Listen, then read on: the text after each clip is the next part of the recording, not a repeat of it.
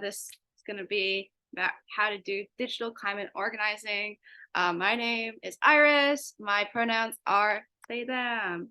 And let's get into it. So shout out to Sarah for the inspiration for this slide because they love bringing up the fact that I did an American Girl HERStory campaign in 2021. And it was part of this initiative to spotlight climate activists and their stories and inspire young girls to make a change in the world. So I got a little doll inspired by me and got the opportunity to do a video about my climate activism and give some words of advice to younger girls. So cool. Thank you. Thank you, Sarah. Yes. But how did we get here? So I am a first year at Wellesley College, and that's a huge part of why I'm really excited to do this. Been,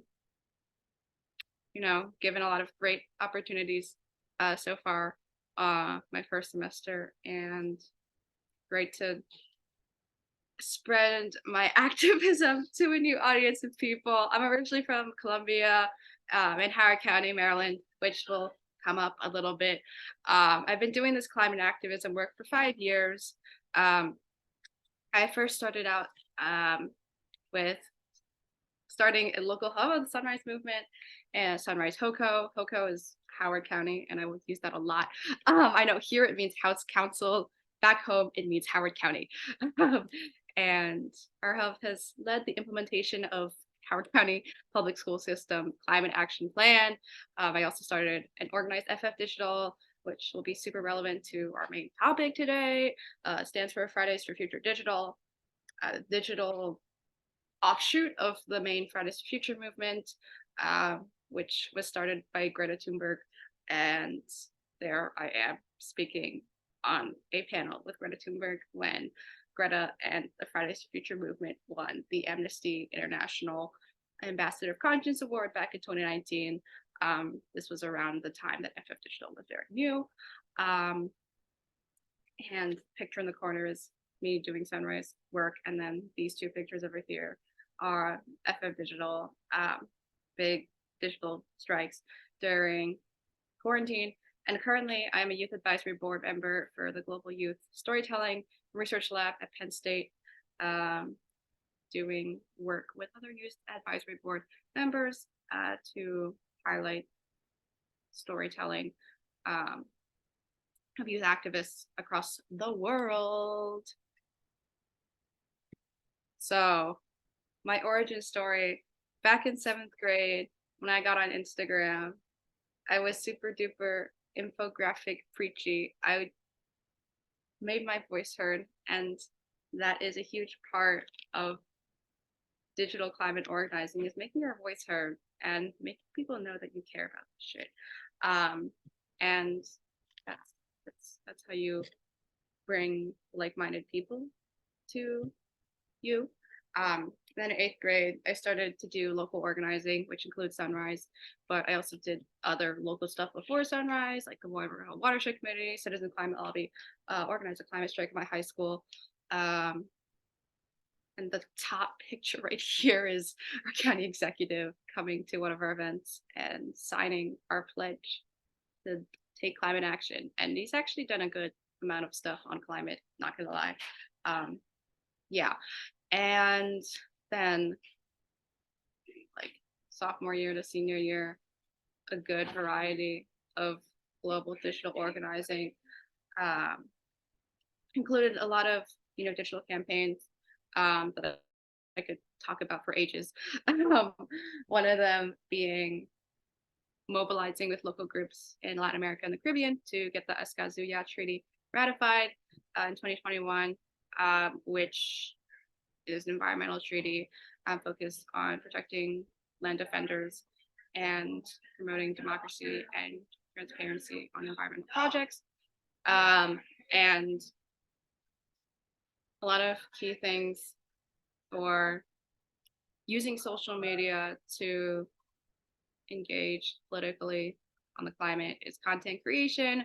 Um, just made a lot of different kinds of content that, voice my thoughts about everything related to climate and just like sharing the things that I'm doing. Um, and that's how you start conversations and build community. And also just sharing resources. That's something that I've done a lot. If you look at my Instagram page, I made a bunch of like guides that really help people get started with climate activism. But in terms of conversation starters, back when I used Instagram, I don't use Instagram anymore. Um, you know, a lot of people will just post like, an infographic on their page. But like what I would do was I would, add something else to that, like something that would provoke a conversation or conversation, like story replies. That was like such a key part of like bringing people together and engaging them in different causes related to the climate, but also doing like story polls and like those question box things. I did that a lot, and that's how you bring people out of the passive engagement of just like clicking through stories, but like actually connecting with them. Yeah, and being an activist in high school was hell, but now I'm at Wellesley, so life is a lot better in terms of activism. Um, my high school is very apolitical and like such a bubble, and like I started in 2018, like before like climate activism and just like activism as a whole, like before it started to become trendy. So like I could feel like the big shift and like before and then like and then when it started to trend and like the change in like perception and treatment towards my activism. Anyways, again, I could talk about my activism, my origin story and stuff I've done for ages, but it's all detailed to a certain extent in Stone Soup for Sustainable World, which is a book that compiles like 100 stories of incredible climate leaders across the world. And that was published in 2021. Anyways, so youth climate activism. These are some great pictures displaying what youth climate activism looks like. It looks differently on the local, national, and global level, all of which I have experience with. And each level has like different goals. Like on the local level, that looks like stopping certain environmentally destructive projects, but also implementing environmentally friendly projects, which I'd say are like the two broad ways to like describe like generally like what groups like advocate for and against. And then on the national level, a lot of that is definitely related to current administration politically, but also like organizing against like really key stakeholders. And this is a huge part of like the divestment financial like sector of the youth climate movement, like focusing on people that are like funding fossil fuel projects and also like mobilizing with people across the country to stop really big like fossil fuel projects like the Mountain Valley Pipeline, for example, in West Virginia, is something that has garnered like national mobilization because of how significant it is, as well as the Keystone XL pipeline. But like globally, that looks like international solidarity and the importance of helping global South countries get the funds that they need to, adapt to the climate crisis, but also to like mitigate it as well, and to deal with loss and damage of climate disasters and acknowledging how much they are more impacted and to deconstruct those systems in place that make climate disasters worse. So yeah, most of these pictures are, in-person local stuff I did before the pandemic. First, this one is, going to conferences. So that's part of the, community building and networking aspect. And this is like, the advocacy and campaigning. aspect, this was at the Maryland General Assembly, campaigning for a Green New Deal for Maryland. Um, and this was Green New Deal Town Hall. I'd say this is part of the education and awareness component. Yeah, so 3 main components. I don't know, I kind of like the way that I, you know, split this up and phrased it, but campaigning and advocacy, and then there's education awareness, and then there's community building and networking. And I think these 3 like components, understanding them is really important, just because I feel like most people, see climate activism as only one thing, um, or they either see it as like the campaigning part, or they only see it as like the awareness part, but like they always forget about like the community building and networking. So that's something that like a lot of outside people feel, but also like people within the movement, like sometimes we forget that like we're still activists even when we're like not actively working on anything, but we're like building community, and networking with people. That's really important in terms of effective climate activism. um, Inclusive and equitable is really important. That's something that's become really more mainstream and prioritized, um, which is really important because when climate activism is not inclusive and equitable, it looks like white climate activism, and it's not really helping the most amount of people as it should be. Cross-class multiracial coalitions and just coalitions in general, really, really important, for actually being impactful enough and having that people power and also having that political power. And that goes along with intergenerational, just because a lot of really like massive successful like mobilizations across the country and across the world when it comes to climate have been intergenerational, not just led by old people or not just led by young people.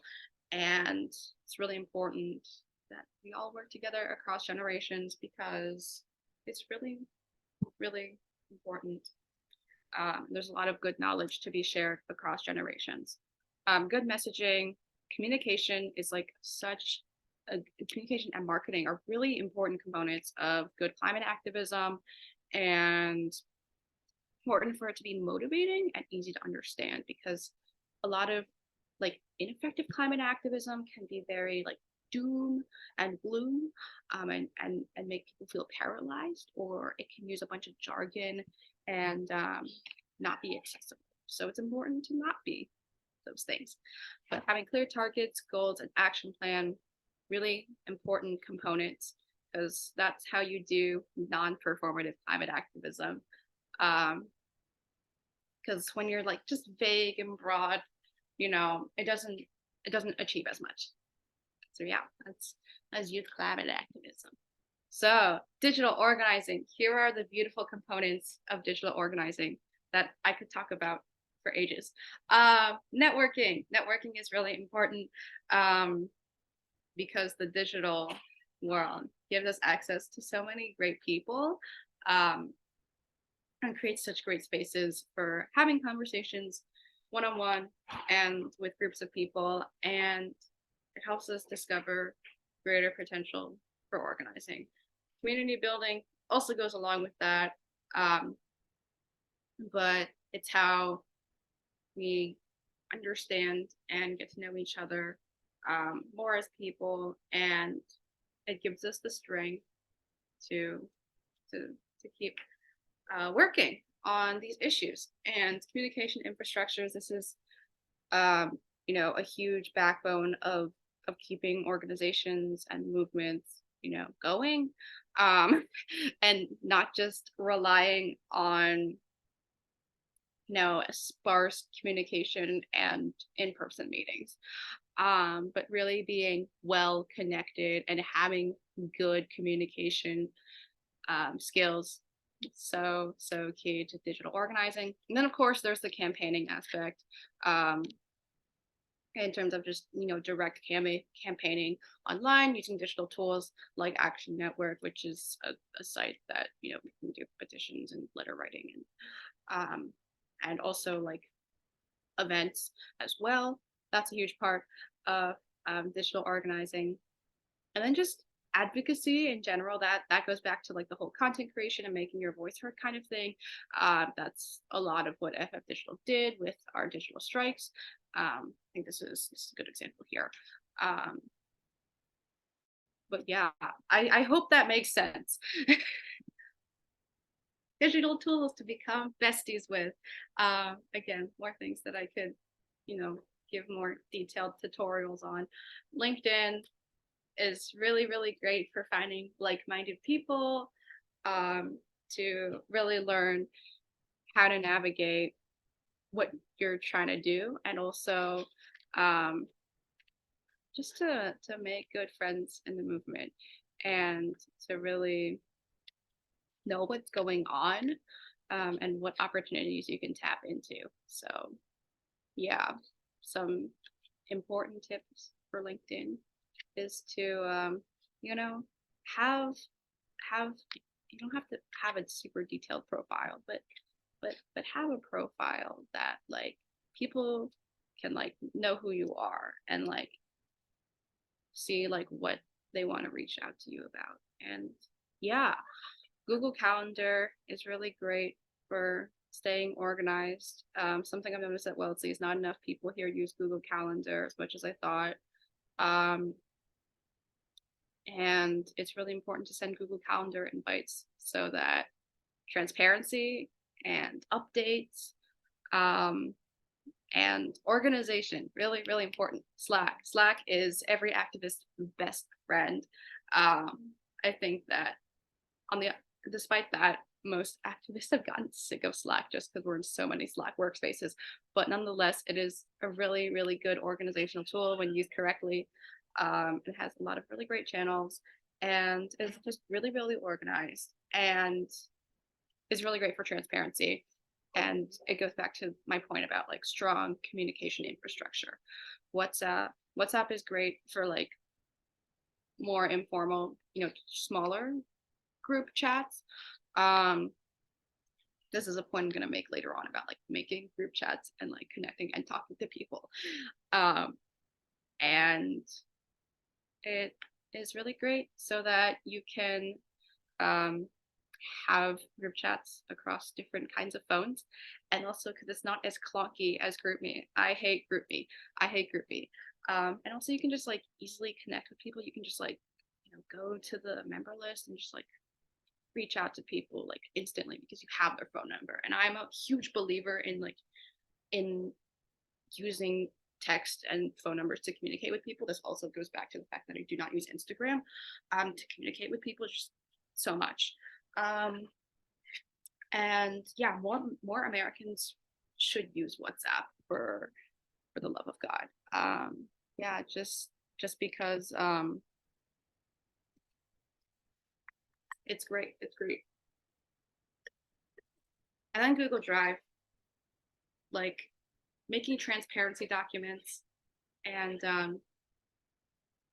having meeting notes. Google Drive is your best friend.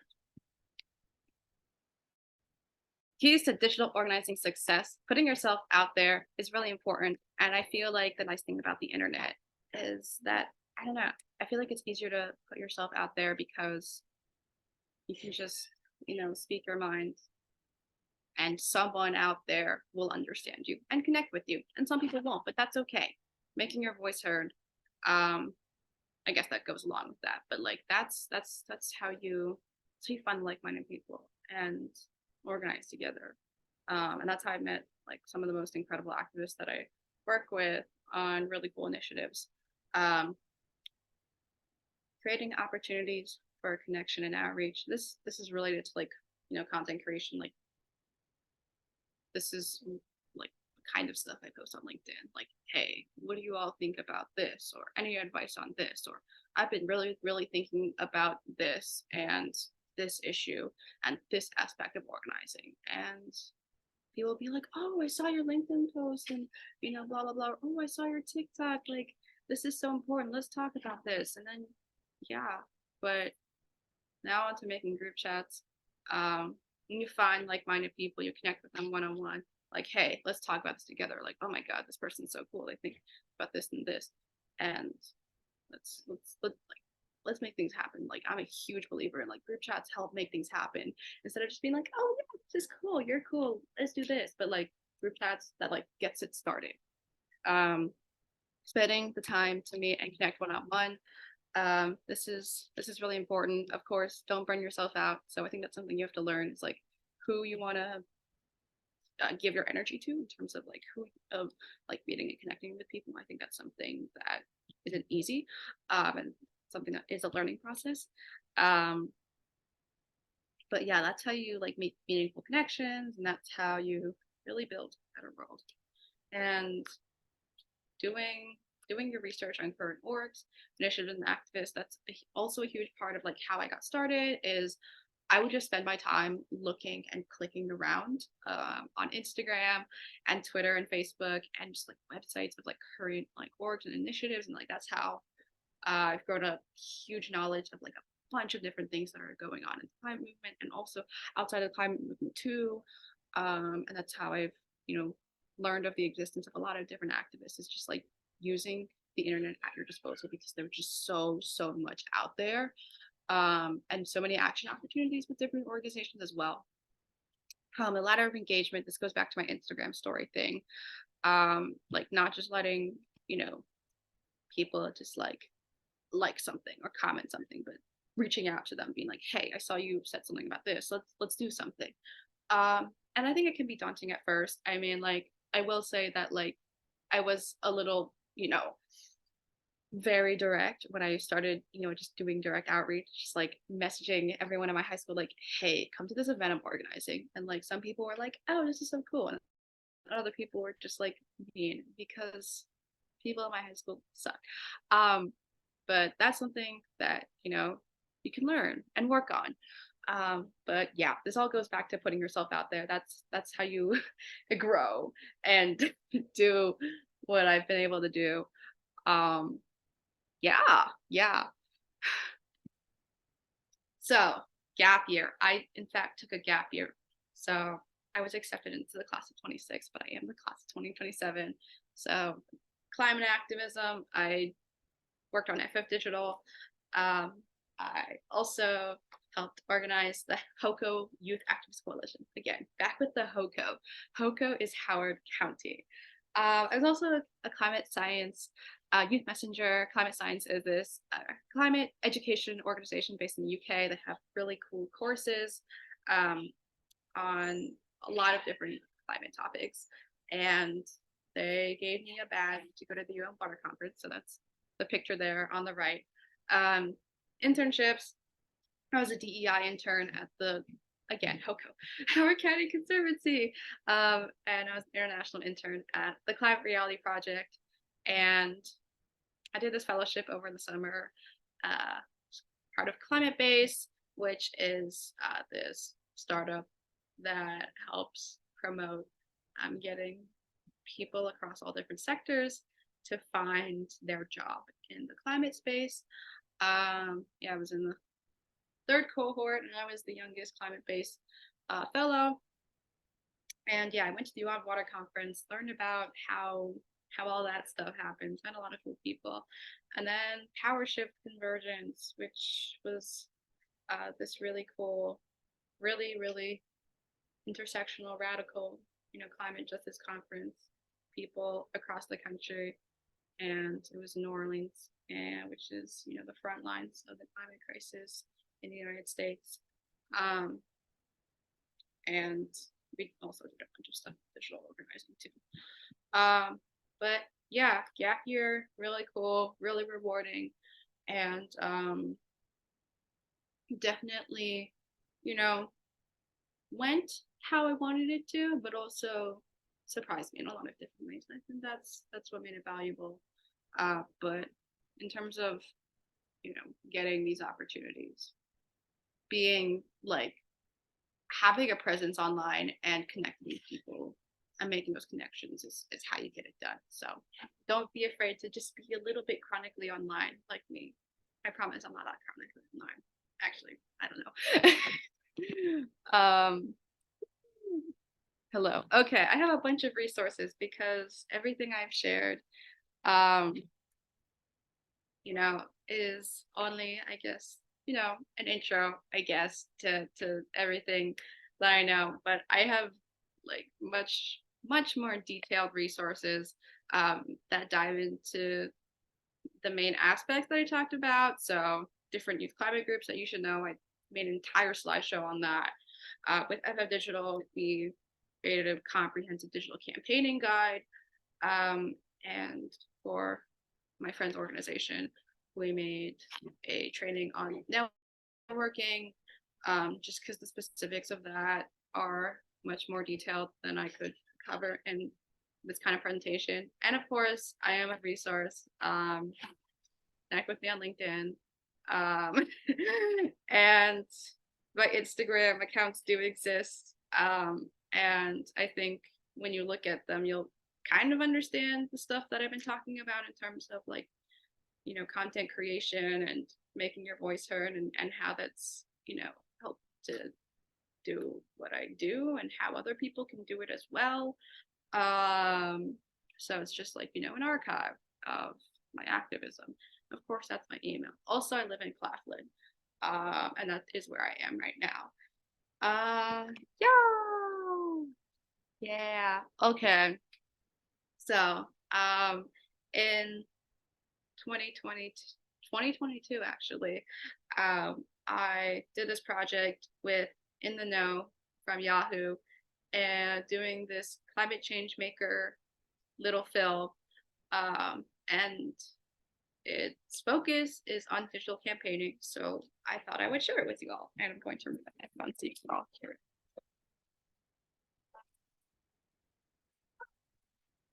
Welcome to my little climate activism crash course. That's me, Zhan, they, them. Go out and spread the word to everyone. My climate activism background, I started at a very similar event that you all are at.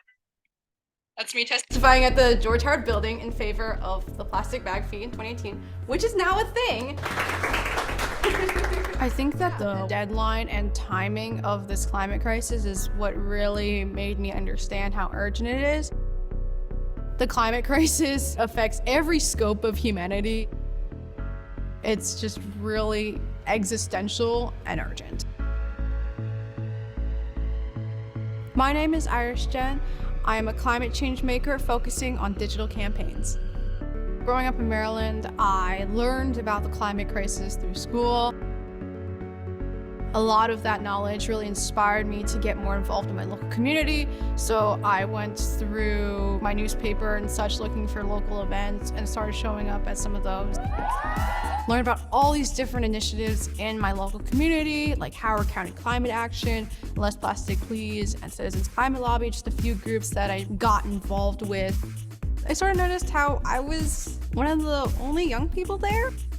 I think that really pushed me to see this crisis as more important because of how I felt like I was the only one there, and how it shouldn't just be me because this affects my generation so much. And as many people as there are, we need more. And that's where you come in. A lot of us, we need to be reminded that we can make a difference. That's why we're all here. And so we've gotten to the point where the mainstream public is decently scared of the climate crisis, and we can thank the climate movement for creating that shift in the public. But most people are not yet engaged in action. And activism really works. As someone who did campaigning with Fridays for Digital, we were successfully able to get the Escazu Ya agreement in Latin America and the Caribbean actually ratified. Me being the activist I am, wanted to get involved even more. I decided to try to get involved with Fridays for Future in the US. It was not exactly the easiest thing to do because mostly revolved around climate striking, and that wasn't really accessible. I connected with my friend Zhan, who also struggled to organize a climate strike. We realized that a lot of people from many different backgrounds cannot climate strike every single week. We wanted to be able to uplift those voices and make sure that they can be channeled into real impactful action. Digital platforms can really help increase the representation there and improve accessibility and inclusivity. A lot of times we can feel really pessimistic and cynical. But we have to remember every fraction of degree warming matters. Every life, people, plants, or animals, all of it It's not just about you, it's about all of us together.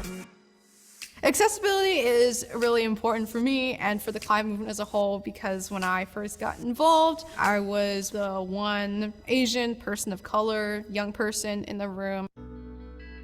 Movements that are only led by white people have like so many problems, and not being inclusive means that what we're advocating for isn't really benefiting the entirety of society. As someone who also has certain privileges, it's really important to be able to make room in the movement for those who don't have as much privilege, because of how the climate crisis impacts people with less privilege is really essential for true climate justice. Never stop educating yourself. You don't have to know everything. Like, learn as you go with things, and there will be people like myself who support you every step of the way. There are so many different ways for young people to get involved and understand what's going on in your community. Finding other people who are also passionate in that same way and taking it to the next level, whether that be engaging with your elected officials, whether that be going to your school and training them on climate advocacy, taking digital actions. There's so many different groups. It's really important for young people to take action. That's what really helps keep the movement progressing.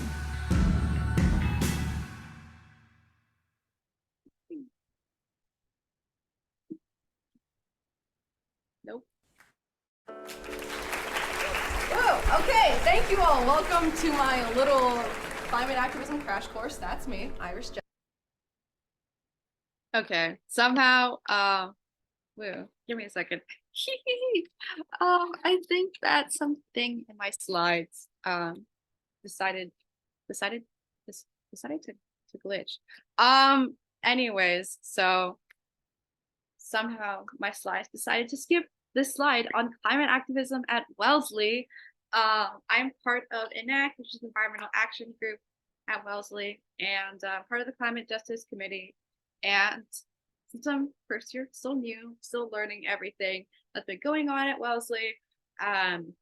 But ENACT's email list is really great because they send out opportunities of environmental things that you can engage in and go to without like being, you know, a committed member that goes to all the meetings, but we do have meetings on Mondays. And join the email list, follow us on Instagram, come to events. ENACT's Instagram is great because like they're really transparent about posting information, which is a really important key of good digital organizing and communication infrastructure, is to make everything like out there and clear.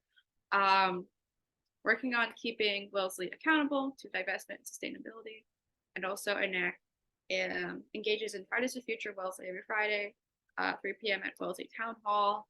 Part of the Fridays for Future movement that, you know, strikes every Friday. And then there's the Frost Center. Love the Frost Center so much. They're the Center for the Environment at Wellesley.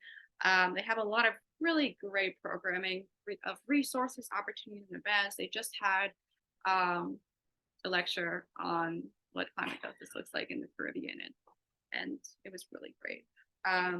Yeah, sign up for the newsletter and come to green gatherings and Frost events. They do a lot of really great stuff, and it's a really great way to engage in a lot of really important and relevant issues. And I hope it's okay, because CPE is doing climate panel in November, so stay engaged with CPE. And in terms of local organizations, I am still personally learning, you know, about the local scene here outside of Wellesley, but Massachusetts Youth Climate Coalition does incredible work.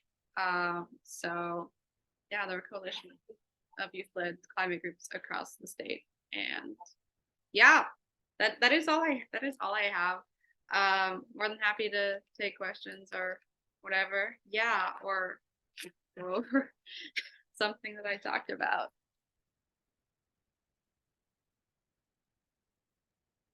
Thank you so much, Iris.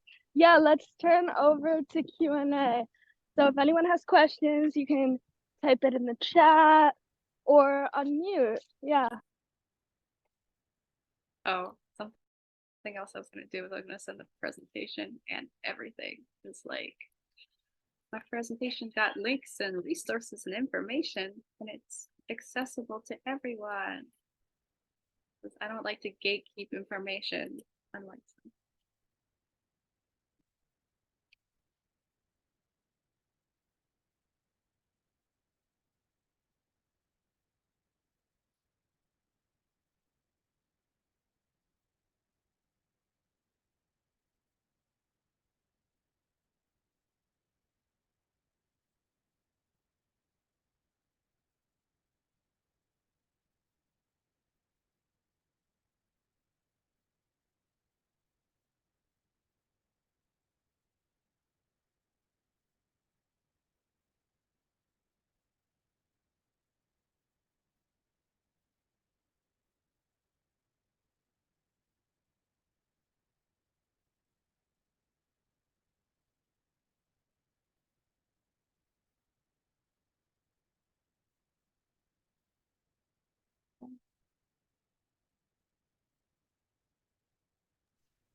I have a question. Yes. So you mentioned like so many cool opportunities that you took part in, like Yes. internships, Yes. etc. Yes. So for students who like want to gain these kinds Yes. of experiences, how do you like recommend finding these things and also okay. like Yeah. getting hired? Right. Okay. So this is very connected to like staying engaged with organizations, because a lot of organizations like they also hire people. And so, for example, I've been engaged with the Climate Reality Project for like a while. And I'd also been really engaged with the Howard County Conservancy because student of Howard County for a while, was doing sunrise work. And also like the video that I showed was me speaking at their climate change summit. So I was the keynote speaker for that. So like they knew me and stuff. And there's a lot of this is where, you know, networking comes in, is that I and other people find a lot of opportunities because other activists like in their network like post about them, and that's also what LinkedIn is great for. I mean, of course, LinkedIn jobs recommendations, they can be helpful. They can give you an idea of like what's out there. I definitely found a lot of really cool opportunities of different organizations. But yeah, familiarizing yourself with like, oh my God. Small world. Yeah. Yeah. What was I trying to say? Yeah. Being chronically online. I'm just kidding. But yeah, this is yeah, like I signed up for a bunch of newsletters too, like using all of your avenues, like LinkedIn, Twitter, Facebook, email. I don't think I've used TikTok, but like I don't think people have used TikTok for like finding like opportunities and stuff, but like TikTok is good for like other opportunities, I guess, just for like being in the know. Yeah. Anything else?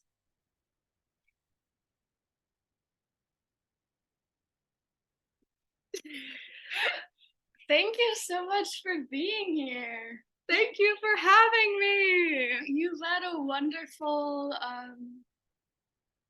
speaker event. Yay. Great work. Thank you. It was so informative. And it's going to be on the CPE website. Yeah, and on the CPE. YouTube. Yeah, CPE. Yes. Do you have any closing remarks? Yeah. I have presentation. Yeah. Follow me on LinkedIn. Not follow. Connect with me on LinkedIn. That's why LinkedIn is better, because like it's a back and forth thing. You know, it's not just like, oh, we follow for follow or one person follows or whatever. It's like, so true. Yeah. Yeah. We met on LinkedIn too. So this is so true. Yes. I bring that up whenever I can. Okay. Thank you all for Peace. attending. Yes. Have a great rest of your day. Yay!